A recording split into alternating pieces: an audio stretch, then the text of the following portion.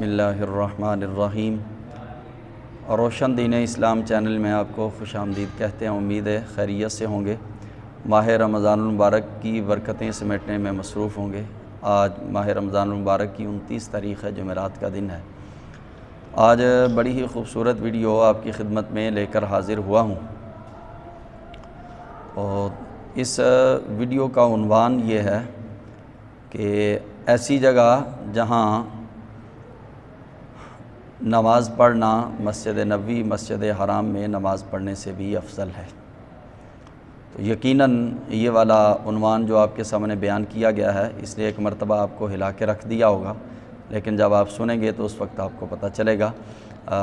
تو آپ سے گزارش ہے، ویڈیو اچھی لگے اس کو لائک کریں، شیئر ضرور کر دیں، اور چینل سبسکرائب کر کے بیل آئیکن پہ ضرور کلک کر دیں تاکہ ہماری ہر آنے والی نئی ویڈیو آپ تک فوری پہنچ سکے۔ تو آئیے جی چلتے ہیں موضوع کی طرف۔ سب سے پہلی بات یہ ہے کہ جیسے کہ آپ نے ٹائٹل سے یہ بات جان لی ہوگی، تو سب سے پہلی بات یہ ہے کہ مسجد حرام اور مسجد نبوی یہ دونوں مسجدیں ہماری عقیدتوں کا مرکز ہیں اور بہت ساری فضیلت رکھتی ہیں یہ دونوں ہی مسجدیں۔ قبلہ اول بیت اللہ شریف، یہ خانہ کعبہ بیت اللہ شریف یہ سب سے پہلا عبادت کے لیے بنایا گیا گھر ہے، جس کے متعلق رب کریم ارشاد فرماتا ہے ان اول بیت وضع للناس للذی ببکۃ مبارکا وہدی للعالمین۔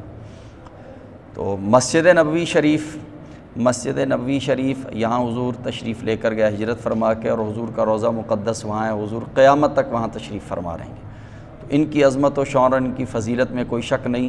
آقا کریم علیہ الصلوۃ والسلام حضور نے ارشاد فرمایا کہ مسجد حرام میں ایک نماز ادا کرنا یہ دوسری مسجدوں میں 1,00,000 نماز پڑھنے سے بھی افضل ہے، اور میری مسجد میں ایک نماز ادا کرنا دوسری مساجد میں 50,000 نمازیں پڑھنے سے افضل، اور مسجد اقصیٰ میں ایک نماز پڑھنا 1,000 نمازوں کے برابر ہے۔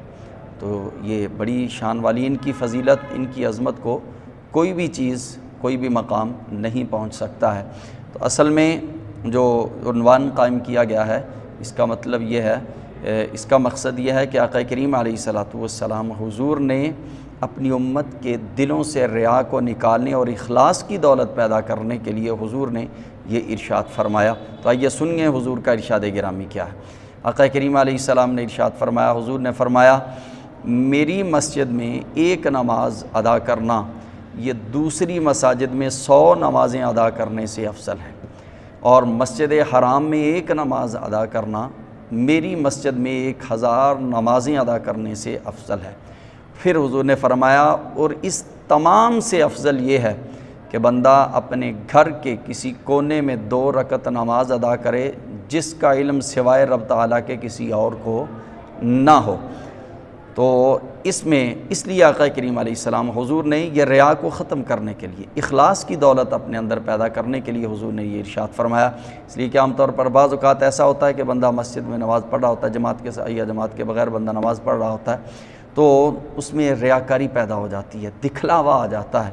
تو حضور اپنی امت کی رہنمائی کے لیے تشریف لائے ہیں، اس لیے آقا کریم علیہ السلام حضور نے یہاں پر بھی ہماری رہنمائی فرمائی، اور اس رہنمائی کو حضور نے اخلاص کی اہمیت کو حضور نے اس انداز سے بیان فرمایا کہ حضور نے فرمایا تمہارا اپنے گھر کے کونے میں کھڑے ہو کر، جہاں تمہیں تمہارے رب کے سوا کوئی نہ دیکھ رہا ہو، یہاں کھڑے ہو کے نماز پڑھنا، جہاں تمہیں ہزاروں لوگ دیکھ رہے ہوں تو وہاں پڑھنا تمہارے لیے افضل ہے، تاکہ تمہارے درمیان سے ریا ختم ہو جائے۔ اور ریا بہت بری عادت، بہت بری بیماری ہے، یہ دل کی بیماریوں میں سے ایک بیماری ہے۔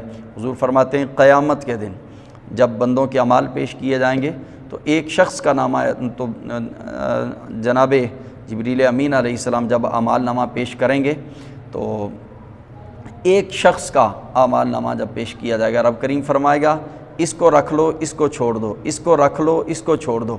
فرشتے عرض کریں گے یا اللہ اس کے سارے ہی دفاتر جتنے بھی اعمال نامے کے ہیں ان تمام میں ہی ہم بھلائی دیکھتے ہیں۔ تو رب کریم فرمائے گا جو اپنے لیے رب کریم فرمائے گا کہ یہ جو جن کے متعلق میں نے فرمایا ان کو چھوڑ دو، یہ عمل اس نے میرے لیے نہیں کسی اور کے لیے کیے ہیں، جو میرے لیے کیے ہیں میں آج صرف وہی قبول کروں گا جو اس نے صرف میرے لیے کیے ہیں۔ تو ریاکاری بہت بڑی بیماری ہے۔ تو آقا کریم علیہ السلام حضور نے اس بیماری سے چھٹکارا پانے کے لیے یہ والی عظمت اور فضیلت بیان فرمائی کہ اپنے گھر کے کونے میں کھڑے ہو کر 2 رکعت نماز ادا کرنا، یہ مسجد حرام اور مسجد نبوی میں بھی نماز پڑھنے سے تمہارے لیے افضل ہے، جب تمہارے رب کے سوا تمہیں کوئی بھی نہ دیکھ رہا ہو، اسی وقت تمہارا رب تمہیں دیکھتا ہو۔ تو دعا ہے اللہ کریم ہمیں اخلاص کی دولت عطا فرمائے۔ جزاکم اللہ خیرہ۔